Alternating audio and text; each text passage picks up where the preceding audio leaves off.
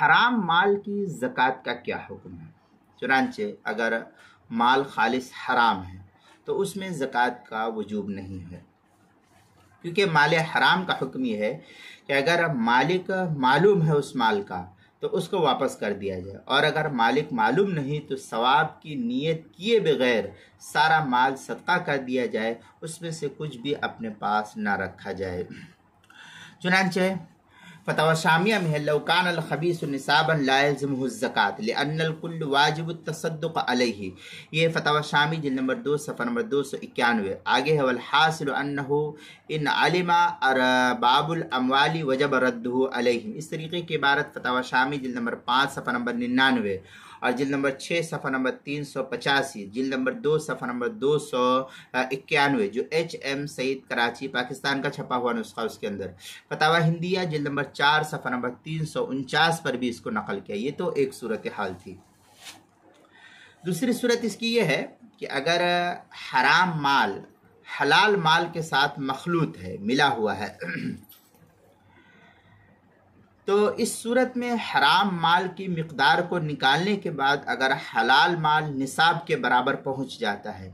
یا اس سے زیادہ ہے تو اس پر زکوٰۃ واجب ہوگی، اور اگر نصاب کے برابر نہیں بلکہ اس سے کم ہے تو پھر اس صورت میں زکوٰۃ کا وجوب نہیں ہوگا۔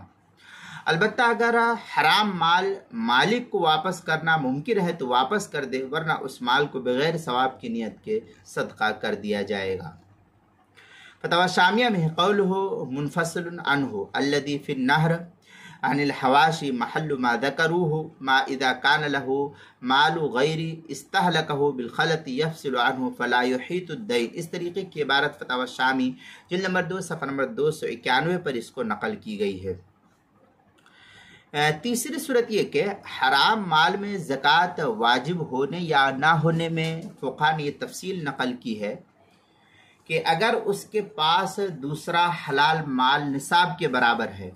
اور اس میں حرام مال کو ملا دیا ہے تو حضرت امام اعظم ابو حنیفہ رحمۃ اللہ علیہ کے نزدیک اس پر زکوٰۃ لازم ہے، اور اگر دوسرا حلال مال نصاب کے برابر نہیں ہے تو پھر اس صورت میں اس کے اوپر زکوٰۃ کا وجوب نہیں ہوگا، بلکہ وہ کل مال صدقہ کرنا اس کو واجب اور ضروری ہوگا۔ یعنی اگر حرام مال کا مالک یا اس کا وارث معلوم ہے تو اس کو واپس کر دے، ورنہ ثواب کی نیت کے بغیر اس سارے مال کو جو ہے صدقہ کر دیا جائے گا۔ چنانچہ اس سلسلے میں فتاوی شامی البحر الرائق وغیرہ کے اندر کافی تفصیلی بحث ہے۔ فتاوی شامی میں ہے ملک اموال غیر طیبۃ او غصب اموالا وخلطها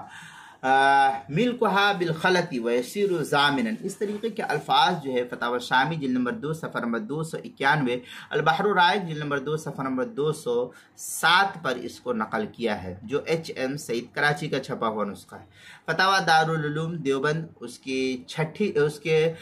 صفحہ 86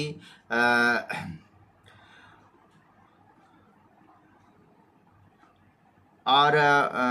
صفحہ 86 اور صفحہ نمبر 33 پر بھی اس کو نقل کیا ہے، اور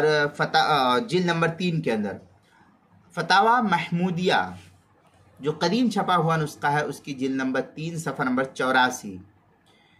اصلاح انقلاب جلد نمبر 1 صفحہ نمبر 152 پر اس کو نقل کیا ہے۔ اسی طریقے سے زکوٰۃ کے مسائل کا انسائکلوپیڈیا اس کے حروف تہجی عنوان ہے حرام مال کی زکوٰۃ، صفحہ نمبر 147 اور صفحہ نمبر 148 پر اس کو نقل کیا گیا ہے۔